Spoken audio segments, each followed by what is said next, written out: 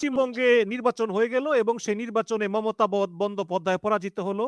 একটি উগ্র হিন্দুত্ববাদী দল ক্ষমতায় এলো এবং যেই দলের মুখ্যমন্ত্রী শুভেন্দু অধিকারী বলেছেন যে বাংলাদেশে ইন্ডিয়ার গাজায় যেমন ইসরায়েল অভিযান পরিচালনা করে সেরকম পরিচালনা করা, এবং আমার মতে এটা আমার ব্যক্তিগত ধারণা তিনি একজন অতি নিকৃষ্ট একজন রাজনীতিবিদ।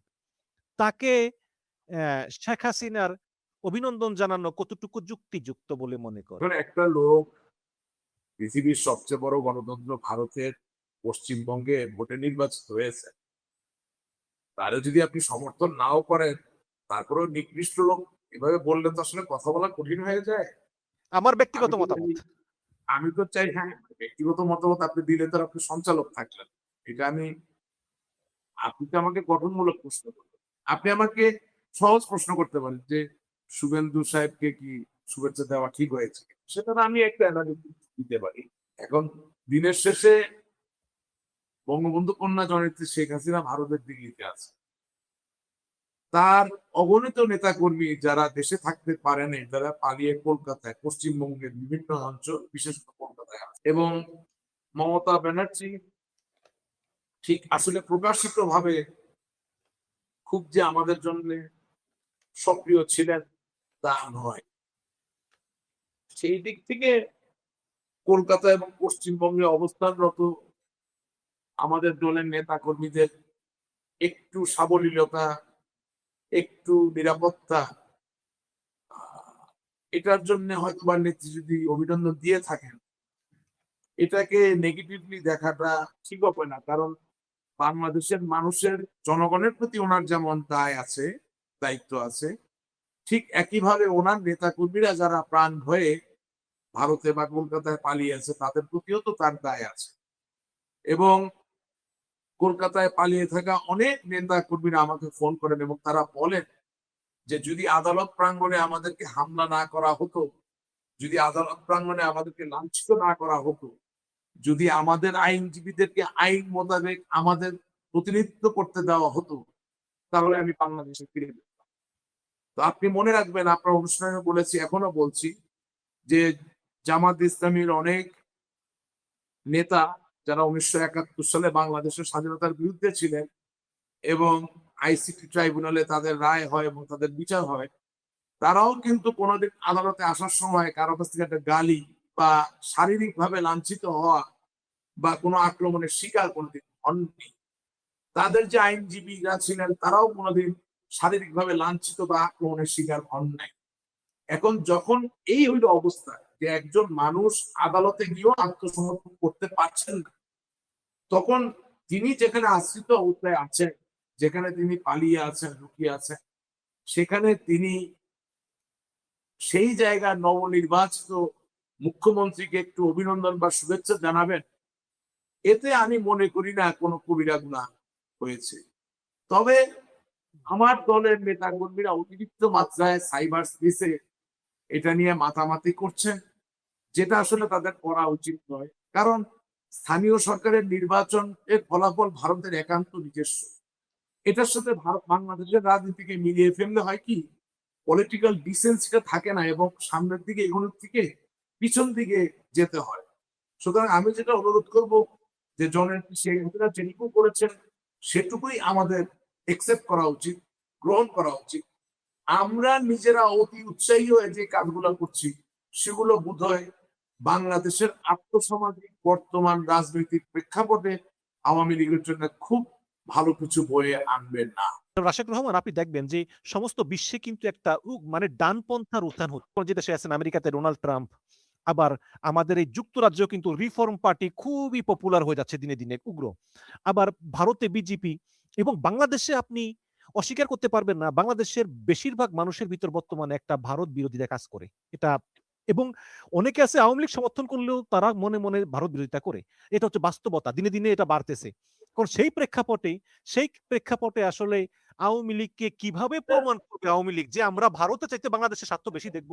আমরা তো একটু উতলা জাতি। বাংলাদেশের যেই লোকটা সারা দিন রাত মার্কিন যুক্তরাষ্ট্রকে গালিগালাজ করে, সেই আবার তাকে ভিসা যদি চায়। আপনি যে বলেন যে তুমি আমেরিকার ভিসা পেয়েছো বা লটারিতে তুমি টিভি ওয়ান পেয়েছো, তাহলে দেখবেন যে সে তার কাপড় চোপড় খুলে হলেও এটা উদযাপন করতে পারছে। আমরা তো একটু তোলা জাতি, সুতরাং আপনি খুব ভারত বিরোধী কিন্তু গায়ে হলুদটা হিন্দি গান ছাড়া করতে পারতেছে, খুব ভারত বিরোধী কিন্তু প্রেমিকার কাছে প্রেমের প্রস্তাবটাও শাহরুখ খানের গেয়ে যাওয়া অথবা ঠোঁট মিলানো কোনো গান ছাড়া প্রস্তাব করতে পারছে। হ্যাঁ, বা আপনি রিল বানাচ্ছেন, খুব জামাত ইসলামী শিবিরের বিরাট বড় ভক্ত আপনি, কিন্তু নিজে কোমরে হাত দিয়ে দুইটা পা ভাগ করে কোন এক বাগানে ছবি তুলছেন, ওটার পিছনে আবার হিন্দি গান।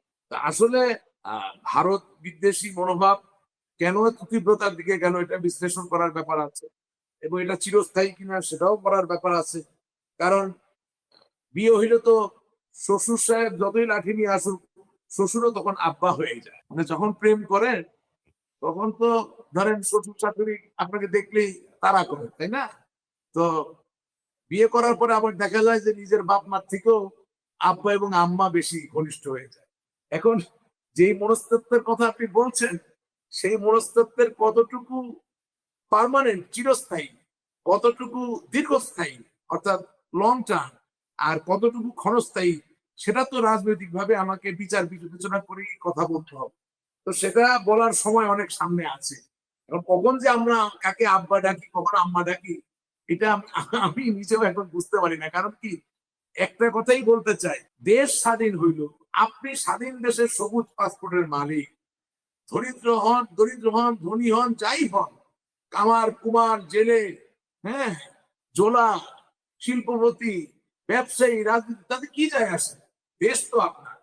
অথচ আপনি এখনো বোঝেন না যে পাকিস্তানটা আপনার দেশটারে চায়।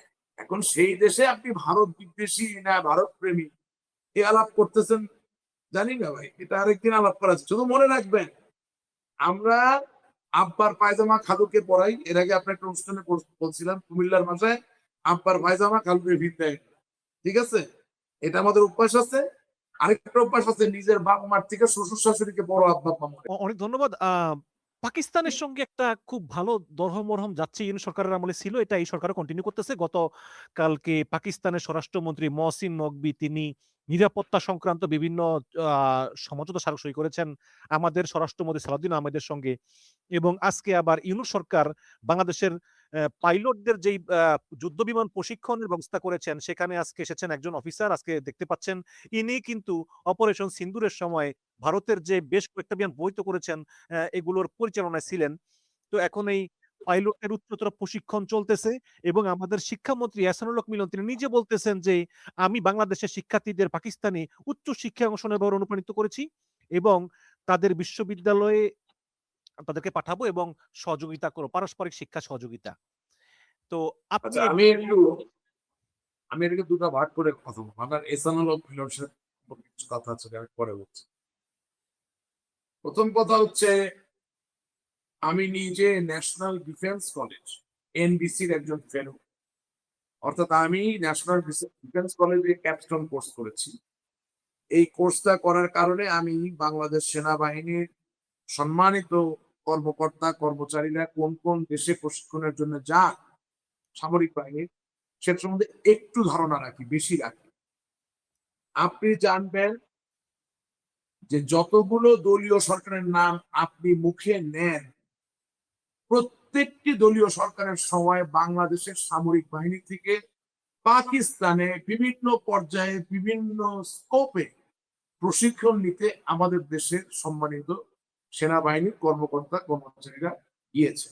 শেখ হাসিনার আমলেও? এবং শেখ হাসিনার ১৫ বছরেও? জি, সেটা 100%, জি, অফকোর্স। কই শুধু আমরা তো তাই না, শুনি আপনি নাই। আমরা তো শুনি নাই। শুনেন নাই, তখন যেটা শোনা লাগে শুনবেন, আমি বলছি। আমি তো আপনাকে অকাট্য তথ্য দিব, ভুল কিছু তো বলবো না। আপনি আমার কথাটা শুনতে হবে, তো গ্রাজুয়েশন শেষ না করতে হলে বুঝতে পারবেন না কিভাবে যায়, এটা বলতে চাচ্ছি। বাংলাদেশের national defence college is one of the best defence college in whole of Asia. আবার বলছি, বাংলাদেশের সামরিক বাহিনীর national defence college is one of the best defence college of Asia. As a result, মার্কিন যুক্তরাষ্ট্র থেকে শুরু করে, মধ্যপ্রাচ্য থেকে শুরু করে, ভারত থেকে শুরু করে, পাকিস্তান থেকে শুরু করে, আফ্রিকা মহাদেশ, ইউরোপ থেকে উচ্চপদস্থ কর্মকর্তারা এই ন্যাশনাল ডিফেন্স কলেজে পড়ালেখা করি। আমার সৌভাগ্য হয়েছে, আল্লাহ তাআলা মেহেরবান, আমার সৌভাগ্য হয়েছে 65 দেশে প্রশিক্ষণার্থী শিক্ষার্থী, মিলিটারির কর্নেল থেকে শুরু করে মেজর জেনারেল পর্যন্ত ওই পদের বিভিন্ন দেশের মানুষের সঙ্গে বক্তব্য দেওয়ার বাংলাদেশের প্রতিনিধি। সেখানে পাকিস্তানি সেনাবাহিনীর যেমন ছিল, ভারতীয় বিমান বাহিনীর তেমনই ছিল, মার্কিন যুক্তরাষ্ট্রের মেরিনসদের লোকও ছিল, সৌদি আরবের সেনাবাহিনীর লোকও ছিল, এভাবে বিভিন্ন দেশের বিভিন্ন বাহিনীর সদস্যরা ছিলেন। সুতরাং এখানে যেটা হয় যে পাকিস্তান থেকে যখন প্রশিক্ষণ নিতে আসে তখন এখান থেকেও পাকিস্তানে যায়। এখন যাওয়া আসার সংখ্যাটা বেশি হতে পারে, কম হতে পারে, এই পরিসংখ্যান আমার কাছে নাই। আর আজকে এটা আলোচনার জায়গায় এসেছি বেশি এই কারণে, আপনার ভালো লাগুক বা না লাগুক, 2024 সালের জুলাই আগস্ট 5ই আগস্টের আন্দোলনের পরে বাংলাদেশের স্বাধীনতার ইতিহাসকে সচেতন ভাবে আমরা ভুলুণ্ঠিত করতে গিয়েছিলাম। সেই জায়গায় পাকিস্তানের সাথে ঢলাঢলি মাখামাখি আমাদের অতিরিক্ত হয়ে গেছে, যার দরুন পাকিস্তানের সাথে কোনো স্বাভাবিক কূটনৈতিক বা সামরিক যোগাযোগের জায়গাটাও এখন অনেক প্রগাঢ় ভাবে সামনে আসছে। আপনি কি মনে করেন না যে এই পাকিস্তানি সেনাবাহিনীকে আমরা হারালাম, যার সাথে যুদ্ধ করে আমরা স্বাধীন হলাম, সেই দেশের কোনো দূতাবাসই তো বাংলাদেশে তারা থাকা উচিত, কোনো লেনদেনই থাকা উচিত ছিল তো।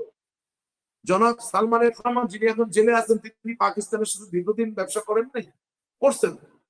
জনাব সালাউদ্দিন কাদের চৌধুরী যিনি মারা গেছেন, আইসিটি প্রায় ফাঁসি হয়েছিল, তার কি পাকিস্তানের সাথে কোনো লেনদেন ছিল না? ছিল তো, আইনগত ভাবেই তো ছিল, অবৈধভাবে তো ছিল না।